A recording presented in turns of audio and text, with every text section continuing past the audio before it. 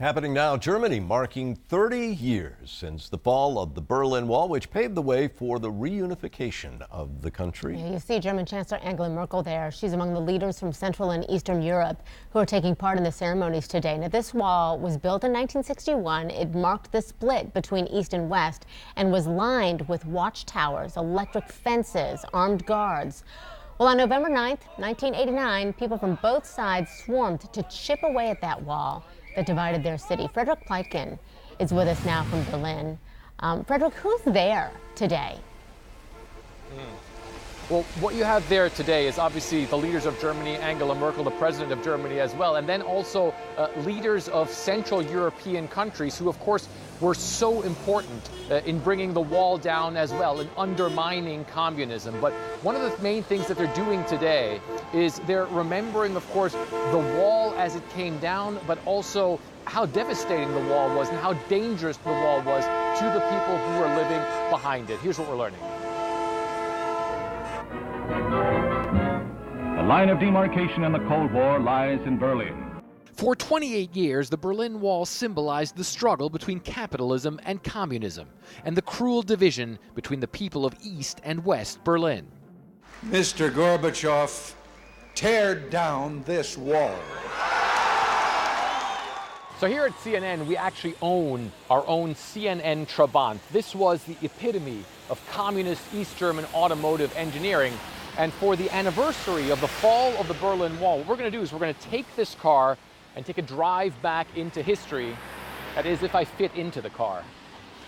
Because it's small and I'm big. Oh, ready to go.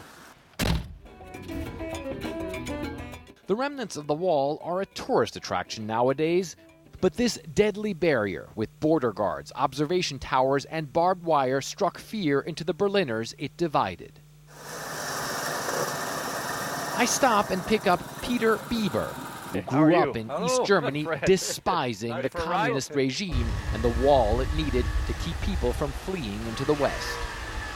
You look and saw the wall, and you know it's end. Yeah. It's end of the world. You can go where you want. As a young man, Peter Bieber attempted to flee East Germany several times until he finally succeeded in 1972. He then helped others get out as well, until he was betrayed and arrested by East Germany's secret police, the Stasi, and spent 5 years in jail there. It was a little stark psychoterror. Psychological terror. Yeah.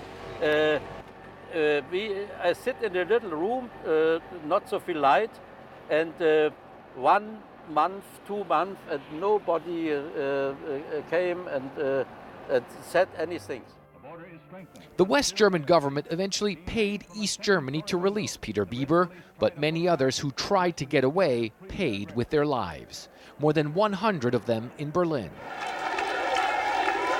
In 1989, East Germans had had enough. After a wave of mass protests, the regime opened the wall, leading to mass celebrations as people from all over the world joined in to literally tear down the wall.